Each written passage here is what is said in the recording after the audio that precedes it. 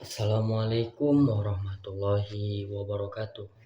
Hari ini saya akan membahas tentang peta industri media di Indonesia, yaitu bagaimana kepemilikan, perkembangan dan perubahan besar yang terjadi dari masa ke masa. Tema ini penting karena media bukan hanya sarana hiburan atau informasi, tetapi juga ruang pembentukan opini publik, bahkan alat politik yang sangat berpengaruh. Dan yang pertama, kondisi industri media tahun 2012. Kalau kita mundur ke tahun 2012, peta media di Indonesia masih sangat didominasi oleh media konvensional. Televisi menjadi medium utama masyarakat untuk mendapatkan informasi dan hiburan, disusul oleh media cetak seperti koran dan majalah.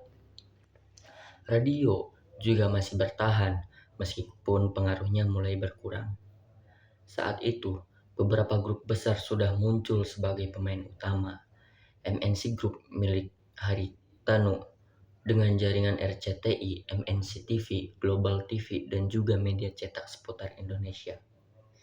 Kompas Gramedia yang sangat kuat di dunia cetak dengan harian Kompas, tabloid Nova, Intisari, dan mulai merambah televisi dengan Kompas TV.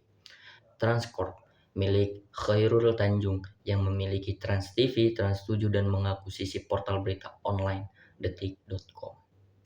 Viva Group milik Abdul Rizal Bakri dengan TV One, Antv, serta Viva News. Media Group milik Surya Paloh dengan Metro TV dan Harian Media Indonesia.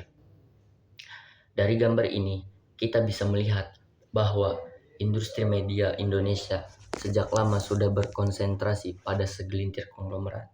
Artinya, masyarakat sebenarnya tidak benar-benar menikmati keragaman media karena banyak saluran informasi dikendalikan oleh kelompok bisnis yang sama. Kedua, isu kepemilikan dan konglomerasi media. Dari berbagai kajian, salah satu masalah utama dalam peta media Indonesia adalah konsentrasi kepemilikan media, tidak hanya dikelola untuk kepentingan ekonomi, tetapi juga kepentingan politik. Misalnya, Surya Paloh dengan Media Group kemudian mendirikan Partai Nasdem. Abdul Rizal Bakri menggunakan Viva Group untuk mendukung Partai Golkar. Haritanu dengan MC Group bahkan mendirikan Partai Perindo. Hal ini menimbulkan pertanyaan besar.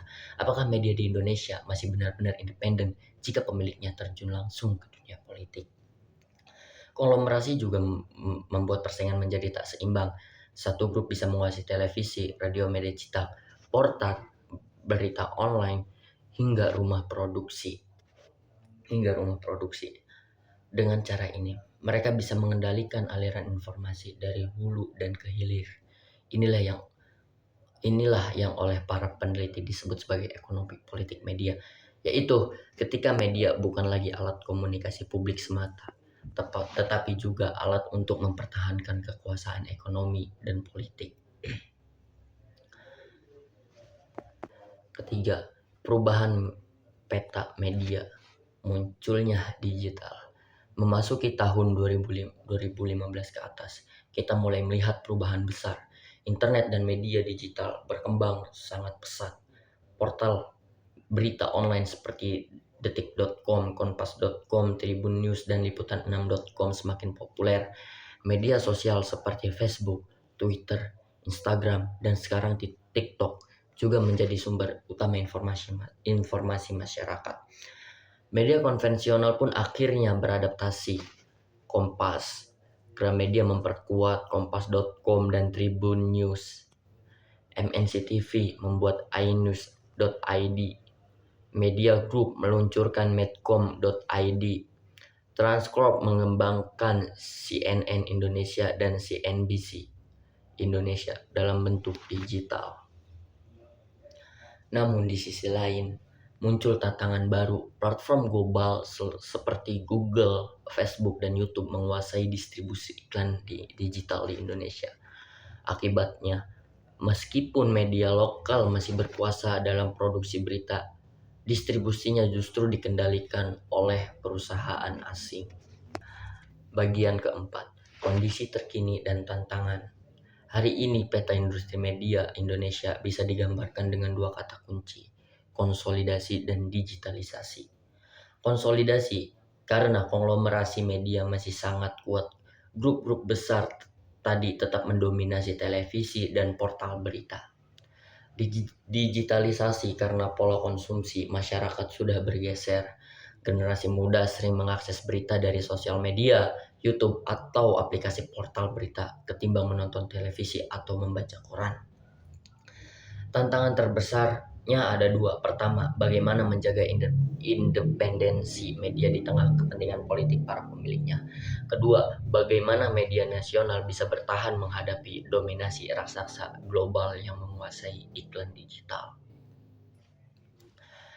Sebagai penutup, kita bisa menyimpulkan bahwa peta industri media di Indonesia telah berubah drastis dari mendominasi media konvensional pada tahun 2012. Kini media digital menjadi arus utama. Namun satu hal yang tidak banyak berubah adalah konsentrasi kepemilikan media yang tetap berada di tangan segelintir orang dengan kepentingan politik dan bisnis. Maka, sebagai masyarakat, kita perlu bersikap kritis.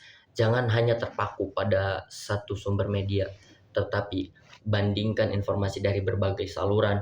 Dengan begitu, kita bisa lebih bijak dalam menyaring informasi dan tidak mudah terpengaruh oleh kepentingan yang tersembunyi di balik berita. Terima kasih. Saya Muhammad Rizky, kurang lebihnya mohon maaf. Wassalamualaikum warahmatullahi wabarakatuh.